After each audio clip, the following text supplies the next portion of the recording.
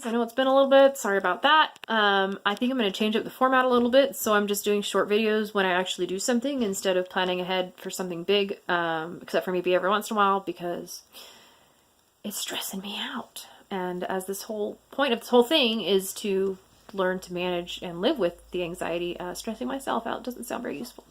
Anyway, I wanted to talk to you guys today because I did actually do something, and I did something very unusual and outside of my normal comfort zone, for me anyway.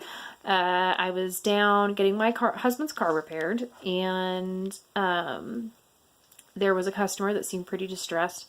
And, you know, my first response was to just bury my face in my phone and be like, okay, she'll calm down at some point and, you know, go away, I guess. But as events unfolded, I could hear that her problem was that her and her husband's only car had just ceased working. She was on her way home from a long weekend away at a wedding. She just moved to the area. She didn't really know anybody. And it sounded like she was living in the same town that I was. And so I had this impulse to just offer her a ride home since my car was almost done. And I wish I could say, or I don't know if I wish I could say, but normally this is the part where I would say, so I thought about it really hard and debated it and blah, blah, blah. But I actually didn't. I guess she kind of reminded me of my mom. She was in that same age bracket. And anyway, I didn't even think twice about it. I just interrupted their conversation, which is weird enough for me to interrupt a stranger's conversation with a salesperson or a service person. And I said, where do you need to get to? And she said, well, Galax, it's kind of far from here, which is true. And I said, oh, well, I just live right up there. I'm going that way. Do you want to ride? And the look on her face was like, huh? Like, what? Did you just offer me a ride? And she said, are you serious? I said, yeah, I mean, I've got to go right past where it sounds like you live, so I don't see any reason why I couldn't just drop you off. You know, it's not a big deal. And she took me up on my offer, and it was actually kind of funny listening to her talk to her husband, because he clearly thought that she was insane getting in a car with this person that she had never met. And I kind of felt insane climbing into a car with this woman that I had never met, with all of her luggage in the back of my car. But, you know, in the end, it cost me maybe an hour of my day, all told, to get this woman and take her home. And, you know, I just think